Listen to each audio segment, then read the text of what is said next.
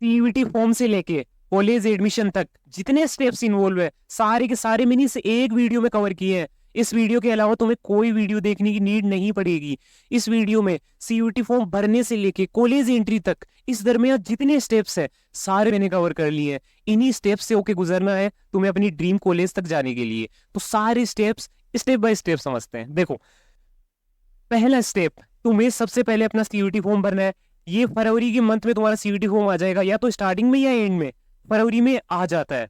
जैसे ही तुम अपना सीयूईटी फॉर्म भरते हो उसके बाद में सीयूईटी फॉर्म की जो लास्ट डेट रहेगी उसके 2 दिन बाद तक तुम्हें करेक्शन विंडो का ऑप्शन दिया जाएगा। अगर सीयूईटी फॉर्म में तुमने कोई भी मिस्टेक की है तो उस करेक्शन विंडो में तुम ठीक कर सकते हो। सब कुछ ठीक नहीं कर सकते, उसमें नेम अपना चेंज नहीं कर सकते, ईमेल मोबाइल नंबर चेंज नहीं कर सकते। कुछ ऑप्शंस दिए जाते हैं चेंज करने के लिए, कुछ नहीं दिए जाते। इसलिए सीयूईटी फॉर्म समझदारी से भरना है, मिस्टेक नहीं करनी, करेक्शन विंडो का ऑप्शन रखना ही नहीं है दिमाग में। पहले से ही सीयूईटी फॉर्म में कोई गलती नहीं करनी। जैसे ही करेक्शन विंडो क्लोज होती है तुम अपनी पढ़ाई स्टार्ट कर देते हो। तुम पढ़ते रहते हो और एग्जाम के 15 दिन पहले, लगभग 10-15 दिन पहले सिटी इंटीमेशन स्लिप आती है। भैया ये क्या होती है? देखो, सिटी इंटीमेशन स्लिप में तुम्हें ये पता चल जाता है मेरा एग्जाम कौन सी सिटी में होने वाला है। ये नहीं पता चलता कि उस सिटी में एग्जैक्ट कौन से सेंटर पे होने वाला है, लेकिन ये जरूर पता चल जाता है शहर कौन सा है। ये क्यों बताते हैं इतना जल्दी शहर? ताकि तुम वहां अपने जाने की इंतजाम कर लो अगर तुम उस शहर से दूर रहते हो। अब डायरेक्ट सेंटर क्यों नहीं बताते इतना जल्दी? अगर इतना जल्दी वो तुम्हें डायरेक्ट सेंटर बता देंगे तो तुम अपना जुगाड़ लगा लोगे, अपनी सेटिंग बैठा लोगे। क्या बात कर रहे हो भैया, सेटिंग कहाँ बैठ पाई है हमसे आज तक। उसके बाद में एग्जाम के 2-4 दिन पहले तुम्हारा एडमिट कार्ड रिलीज होगा। उसमें तुम्हें पता चल जाएगा एग्जैक्ट तुम्हारा सेंटर का नाम क्या है, एग्जैक्ट तुम्हें जाना कहाँ पे है एग्जाम देने। उसके बाद में तुम्हारा एग्जाम होगा। एग्जाम होने के बाद में आंसर की आएगी 10-15 दिन बाद में। अब जब आंसर की आएगी तो उसमें हो सकता है तुम्हें लगे कि यार इस आंसर की में ये आंसर गलत दिया हुआ है लेकिन मैं सही करके आया था, तो तुम उसे चैलेंज कर सकते हो। चैलेंज विंडो आएगी, आंसर की चैलेंज विंडो आएगी, 2 दिन के लिए रहेगी, जिसमें तुम आंसर, जो भी आंसर एनटीए ने बताए हैं उनको तुम चैलेंज करते हो। 200 रुपए के लगभग फीस लगती है उसकी। उसके बाद में एनटीए एक फाइनल आंसर की रिलीज करेगा। जितनी भी जो चैलेंजेस आए हैं उनको सबको एनालाइज करने के बाद में एक फाइनल आंसर की रिलीज करेगा। और फिर रिजल्ट आएगा 1 महीने बाद, लगभग 1 महीने बाद। आंसर की 1 महीने बाद नहीं, एग्जाम के 1 महीने बाद।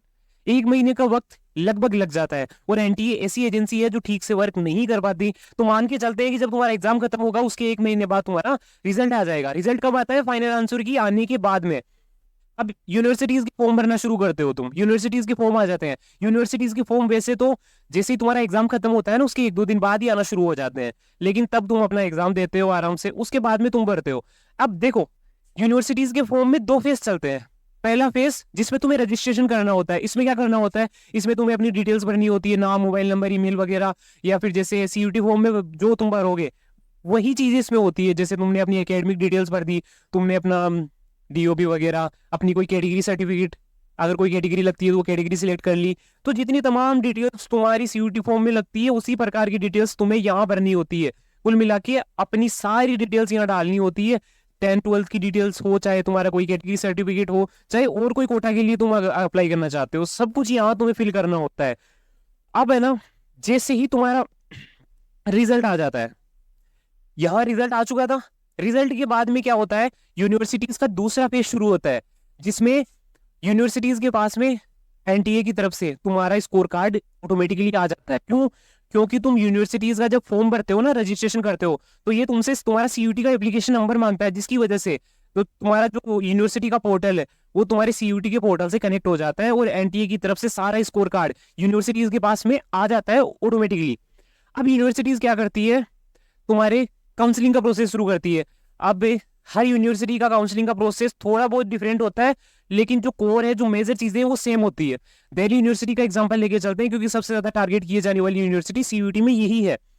दिल्ली यूनिवर्सिटी में क्या होता है? यूनिवर्सिटीज तुमसे ये कहती है कि तुम है ना अपनी पसंद बताओ, अपनी प्रायोरिटी बताओ। तो तुम बताते हो कि मुझे पहले नंबर पे हिंदू कॉलेज में पोल साइंस पसंद है, दूसरे नंबर पे हंसराज में मेरे को हिस्ट्री ऑनर्स पसंद है, तीसरे नंबर पे मेरे को केएमसी में पोल साइंस, फिर केएमसी में मेरे को इंग्लिश ऑनर्स पसंद है। इस तरीके से तुम अपनी एक प्रायोरिटी लिस्ट बना के डीयू को देते हो, पोर्टल पे देते हो। रिजल्ट आने के बाद में, उसके बाद में अलॉटमेंट शुरू होती है, कॉलेज अलॉटमेंट।